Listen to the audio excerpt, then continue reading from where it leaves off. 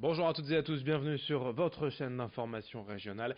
C'est Grand Littoral TV en ce lundi 14 octobre. Voici d'abord vos prévisions météo, bien évidemment à la une, encore et toujours des prévisions compliquées en ce début de semaine.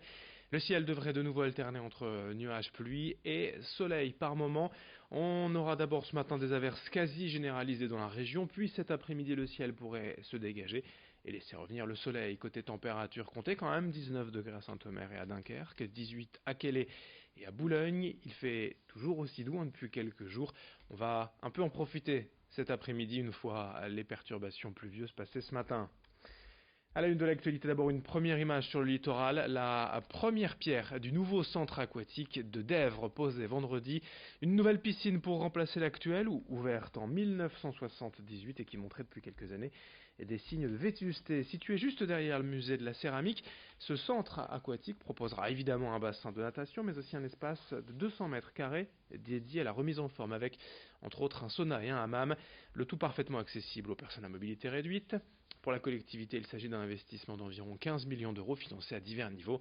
Après 18 mois de travaux, le centre de Dèvres devrait ouvrir au deuxième trimestre 2021. Présentation avec ses propos recueillis ce week-end par Morgane Aimin et Lolita Perron. Nous allons récupérer la chaleur d'ArcelorMittal pour chauffer et nous avons aussi actuellement, il y a une étude qui est faite grâce à la Fédération départementale de l'énergie pour des panneaux solaires et qui nous permettra de stocker l'hydrogène et qui viendra en complément de ce que Arcelor va nous produire.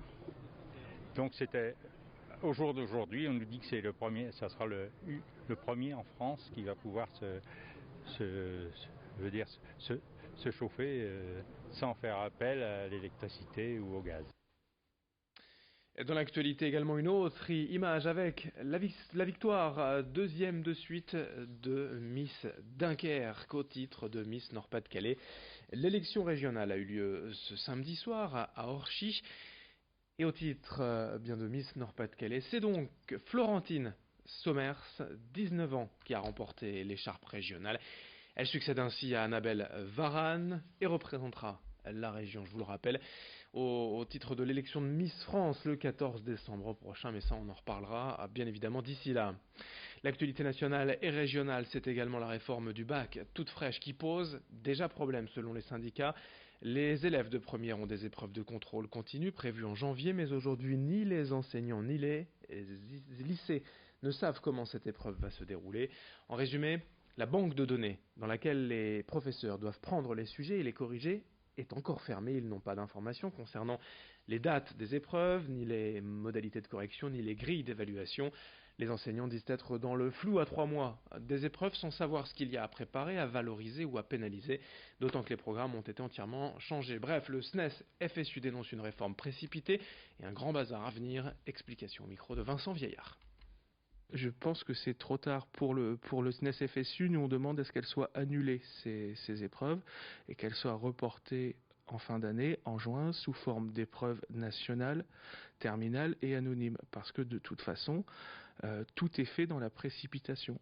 Donc ce dont les enseignants ont besoin, c'est de la sérénité. Ce dont les élèves ont besoin, c'est de la sérénité et d'être rassurés. Et le fait d'avoir ces épreuves-là en janvier, c'est affolant pour la profession, pour les élèves et pour les parents. Et autre image du week-end dans l'Audomarois, cette fois les journées portes ouvertes de la SPA locale.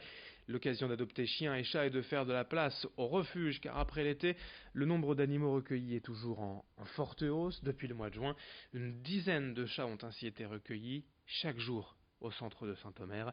Lors de ces portes ouvertes, de nombreux animaux, heureusement, trouvent un nouveau propriétaire. Mais il y a encore beaucoup de travail sur place, malgré la vingtaine de bénévoles déjà présents. La SPA en recherche davantage, notamment pour administrer des soins aux animaux recueillis. Explication recueillie par Morgane Aimin et Lolita Perron. Beaucoup de chats comme d'habitude. Les chiens, bon, c'est à peu près pareil que d'habitude et on arrive à gérer régulièrement, ça se passe bien. Par contre, toujours beaucoup de chats, beaucoup de chatons pas sevrés et les gens qui stérilisent toujours pas leurs chats et on se retrouve avec plein de portées. On n'a pas assez de place, on arrive à faire des transferts heureusement en région parisienne régulièrement, ce qui peut nous aider à continuer à accueillir des animaux parce que sinon au bout d'un moment on serait obligé de dire stop, quoi. Allons cette fois à Calais, ici au bord de l'eau, découvrir une pêcheuse de moules sauvages depuis 37 ans. Myriam Pont a récemment acquis une deuxième aubette pour vendre ses produits, boulevard de Colonne à Calais. Dirigeante de l'entreprise, la paysanne des mers, elle a créé sa propre marque avec l'aide de son fils. Cette passionnée de produits marins a créé également une boutique en ligne, ouverte depuis quelques jours, le 1er octobre. Elle espère prochainement pouvoir proposer des manches debout afin d'organiser des dégustations pour ses clients et pour les familles avec des enfants en situation de handicap. Bref, une entrepreneur locale qui ne manque pas d'idées et de volonté. Au micro de Morgane Aimin avec Lolita Perron. On a eu des abribus. Lorsque la chambre de commerce nous a fait ces jolies aubettes, ça nous a fait pousser des ailes. Et puis ces derniers temps, il y en avait une qui était vacante. J'ai toujours eu envie d'apporter beaucoup de bonheur aux autres, faire découvrir des produits terroirs qu'on ne connaît pas vraiment. Donc j'ai eu envie de faire des manches debout.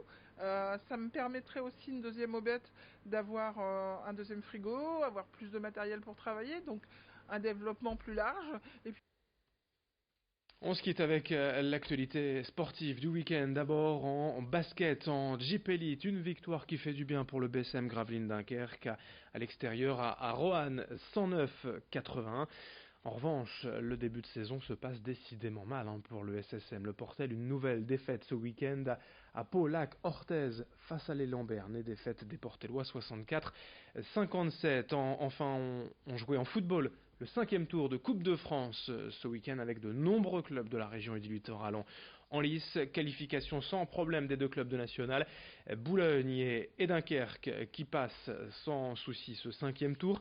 Ça passe également pour les clubs suivants: Calais, Grand Pascal, Grande-Sainte, Gravelines, Bergues, Saint-Omer, Limbre, Verton, Esquelbec, Le Portel, l'ASC, Étaples et Marques en Calaisie se qualifient pour le prochain tour. Fin de cette édition, à suivre dans un instant vos prévisions météo, puis d'autres infos sur Grand Littoral TV. Merci de votre fidélité.